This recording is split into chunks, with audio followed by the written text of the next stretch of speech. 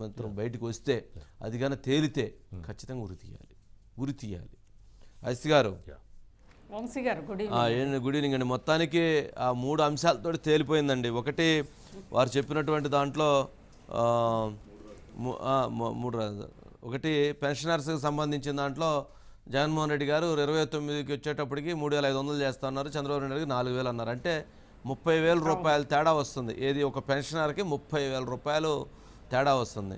ఎవరైతే వాలంటీర్స్కి జగన్మోహన్ రెడ్డి గారు 5,000 అన్నారు, చంద్రబాబు నాయుడు గారు 10,000 అన్నారు. అంటే దాదాపు అక్కడ నెలకు 5,000 రూపాయల కాడికి 60 నెలల మీద 3 లక్షల రూపాయలు తేడా వస్తుంది.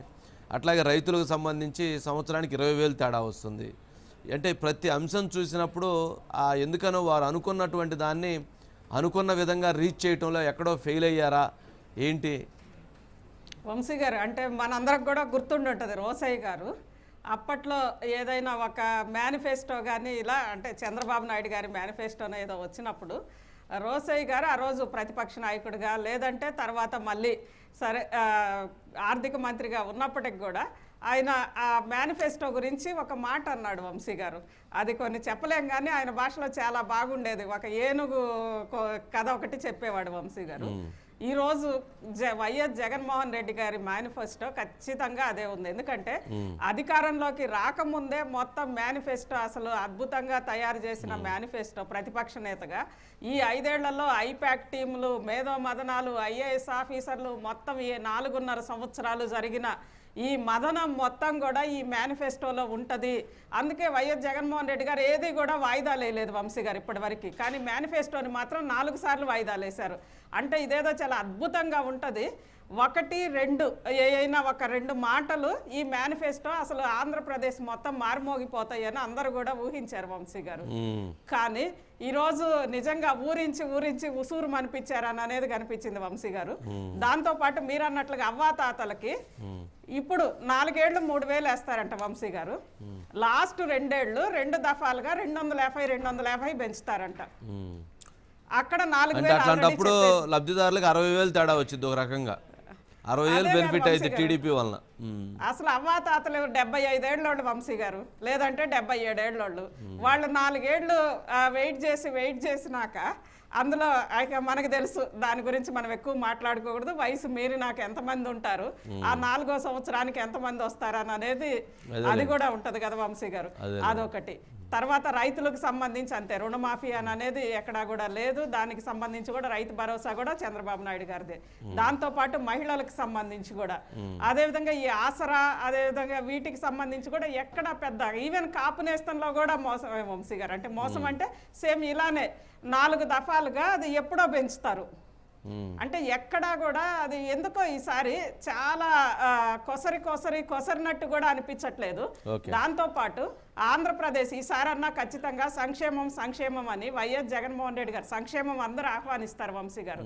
అభివృద్ధి లేదు అని అనేది వైఎస్ జగన్మోహన్ రెడ్డి గారికి అభివృద్ధి లేని పాలన అనేది ఒక ఎగ్జాంపుల్ గా చెప్తున్నారు దేశమంతా.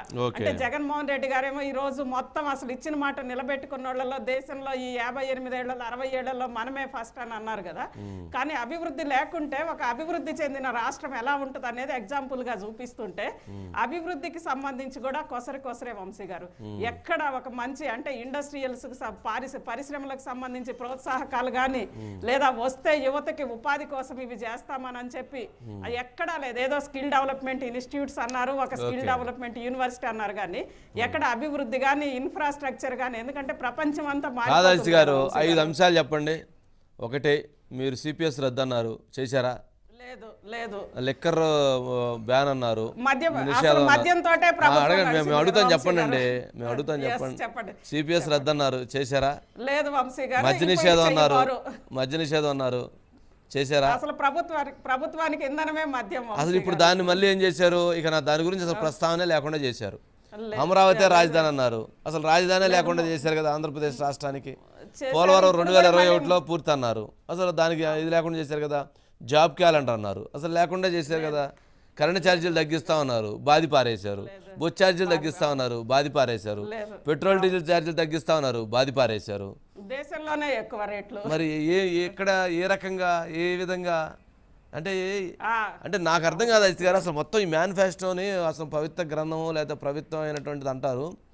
నాకు అర్థం కాదు అసలు ఈ మేనిఫెస్టో విషయంలో జగన్మోహన్ రెడ్డి గారు కానీ లేదా చంద్రబాబు నాయుడు గారు ఎవరైనా కానీ ఏ పార్టీ అయినా కానీ మన దగ్గర నుంచి వసూలు చేసిన పన్నుల రూపంలో వచ్చిన డబ్బులతోటి లేదా అప్పులు చేసిన డబ్బులతోటి ఇస్తున్నారు కానీ ఏమన్నా జగన్మోహన్ రెడ్డి గారికి సంబంధించి ఆ 43,000 కోట్లో లేకపోతే మొన్న 9,100 కోట్లో 1,000 కోట్లో ఉన్నాయి కదా వాటిలో నుంచి ఏమి మనకేం తెచ్చి పెట్టలేరు కదండి.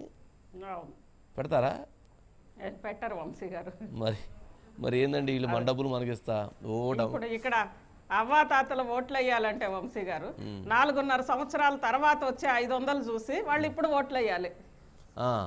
రేపు వచ్చే 4,000 వదిలిపెట్టి 4,000 ఇవన్నీ వదిలిపెట్టి 4-5 ఏళ్ల తర్వాత 2 సార్లుగా వచ్చే 250-250కి ఇప్పుడు అవ్వాతాతలు ఓట్లు వేయాలి వంశీ గారు. చిచి పాపం చివరిగా వైసీపీలో ఉన్నటువంటి కూడా మెసేజ్ పెడుతున్నారు, ఇదేందండి ఈ మేనిఫెస్టో ఏది మమ్మల్ని కొంప ముంచేశారు, ఏదో ప్రకంపనలు సృష్టిస్తారనుకున్నాము, చివరికి అసలు మొత్తం ఏదో ట్రాప్లో పడిపోయి ఎక్కడో ఏదో జరిగిపోయింది, మా జగన్మోహన్ రెడ్డి గారు చుట్టూతున్న వాళ్ళే మా జగన్మోహన్ రెడ్డి గారిని ముంచాలని చెప్పి చూస్తున్నారు, ఇదంతా కుట్ర జరిగిందని చెప్పని మళ్ళీ అని చెప్పి వాళ్ళే చెబుతున్నారు, వాళ్ళే ఫీల్ అవుతున్నారు. ఇదేంటి అసలు ఈ మేనిఫెస్టో ఏంది కథ ఏంది ఆయన 4